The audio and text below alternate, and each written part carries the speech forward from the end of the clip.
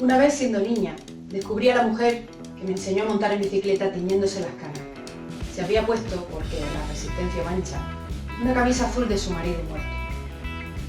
El cinturón de Hipólita es aquella camisa. Mi primera maestra, doña Katy, enseñó a leer a 3 generaciones de españoles a través de sus gafas, ya estando jubilada. Mi papá es el más guapo del mundo y mi mamá la más fuerte del planeta Tierra. El cinturón de Hipólita es aquel par de gafas.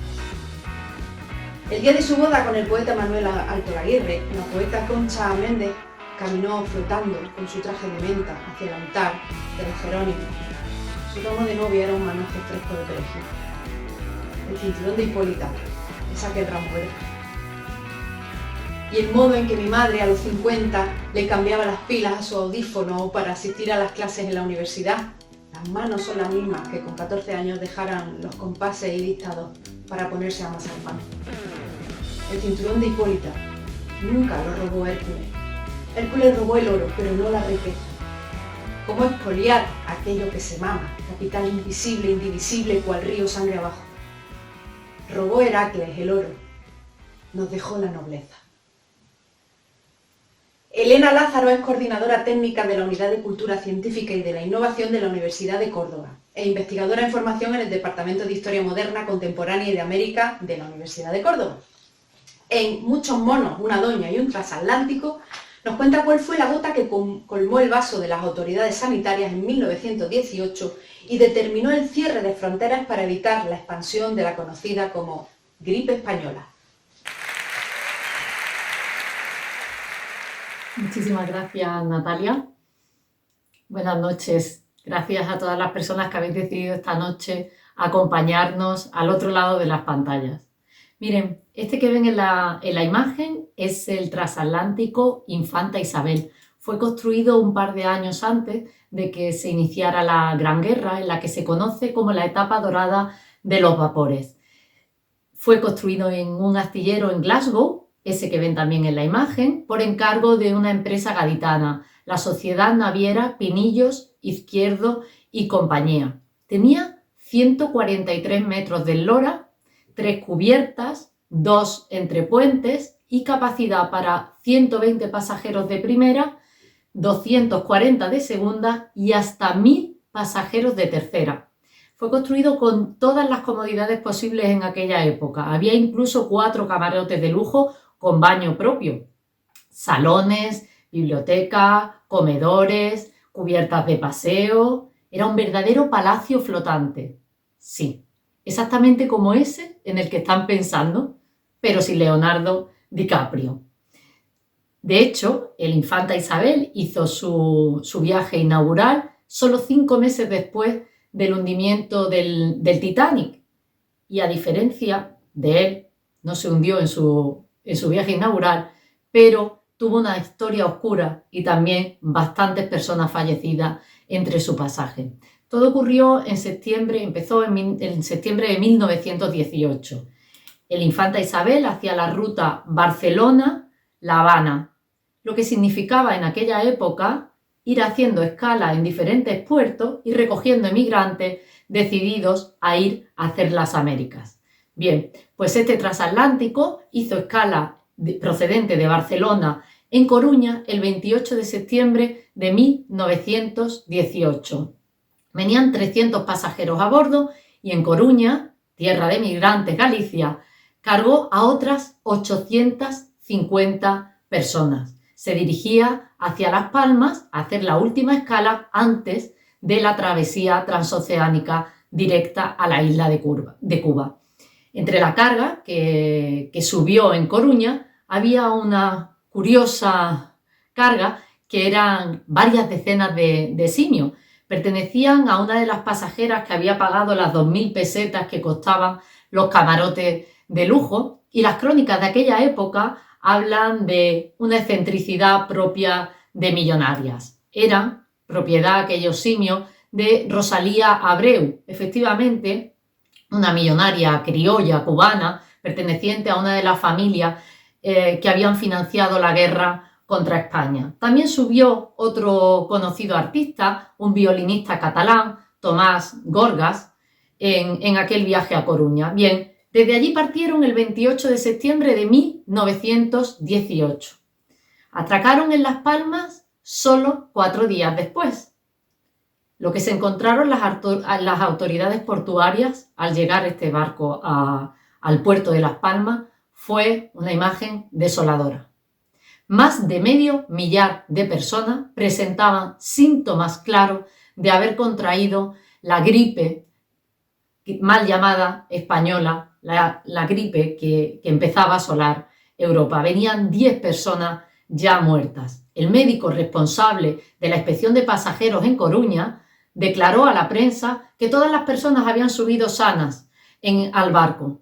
Sin embargo, era evidente que no, y hay testimonios de pasajeros que hablan de personas infectadas ya en el primer día de la travesía. La decisión de la tripulación a un día de Coruña fue continuar otros 3 días hacia Las Palmas. Bien, pues las autoridades insulares se vieron obligadas a poner orden dentro y fuera del barco. Las personas con síntomas, las personas enfermas, fueron trasladadas a un centro de confinamiento vigilado por militares y atendido por médicos y enfermeras voluntarias de las islas. Las reacciones entre la sociedad canaria pues las hubo para todos los gustos. Hubo personas que se aterraron, que sintieron miedo y reclamaron a las autoridades que expulsaran a todo el pasaje de vuelta a la península. Pero también hubo reacciones de solidaridad. Muchísimos canarios donaron ropa, donaron colchones, donaron comida. El propio alcalde de la ciudad, que era médico de formación, soltó el bastón de mando, se puso la bata y se fue al centro de confinamiento a echar una mano. ¿Qué les voy a contar? Que no sepan. Personas que necesitan ayuda, personas dispuestas a ayudar y personas dispuestas a atrancar la rueda. 102 años y ahí seguimos. Bien, las personas sanas que habían llegado en el Infanta Isabel fueron obligados a permanecer en el barco.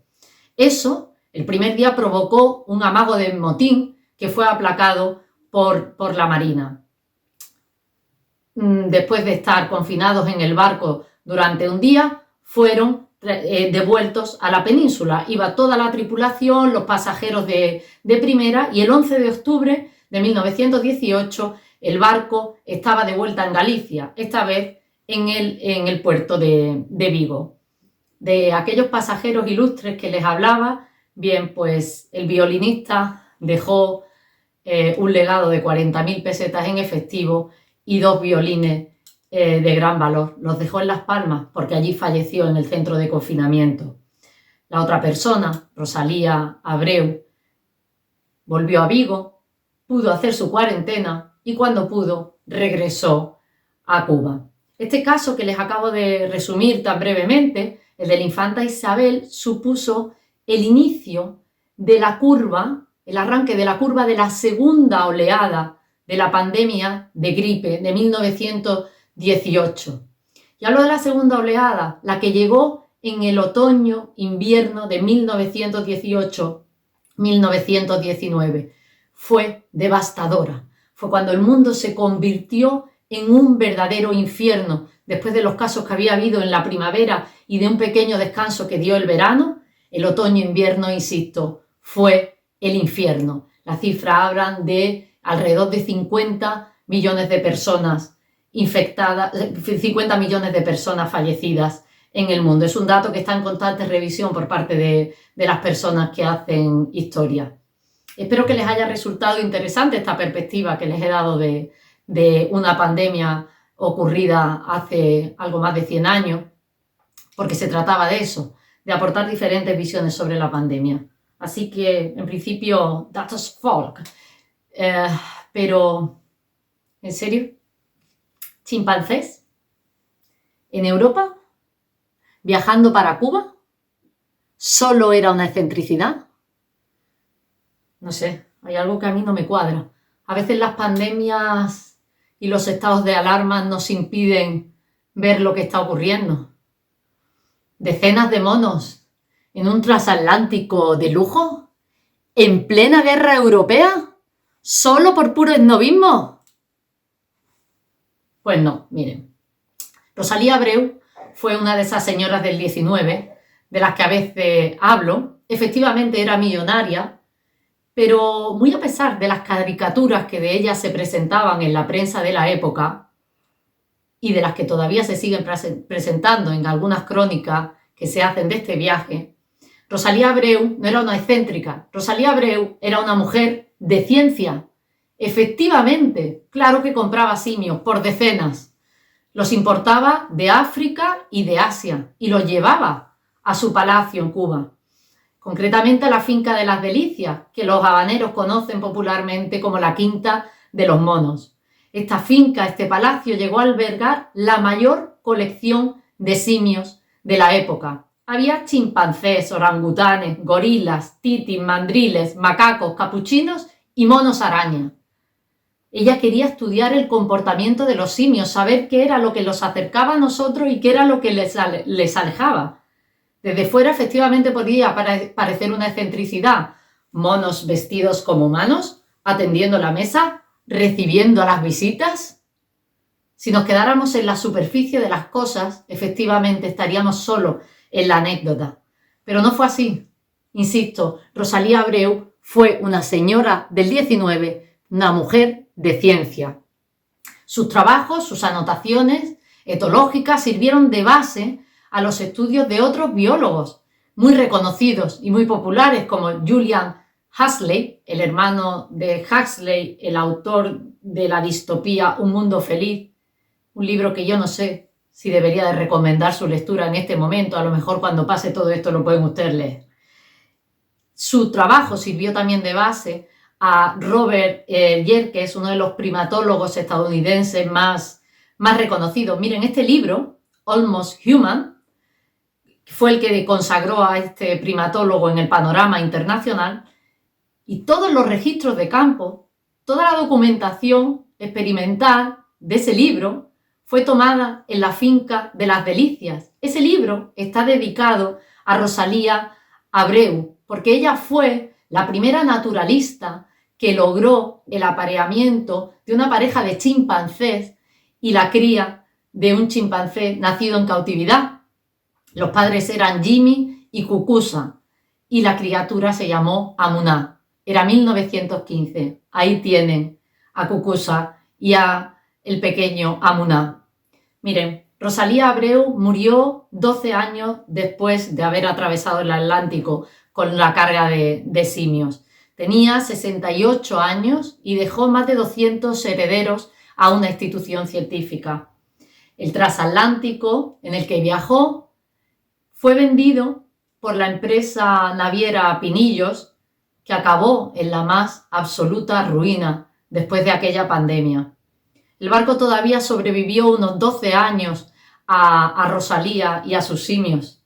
Se convirtió en un buque de guerra del ejército japonés en la Segunda Guerra Mundial. Y sí, tuvo el mismo final que el Titanic. Acabó hundido en mitad de un océano, aunque esta vez no fue un iceberg, fue un submarino estadounidense. Muchísimas gracias. Gracias y espero que lo hayan disfrutado. Adiós, Natalia, todo tuyo.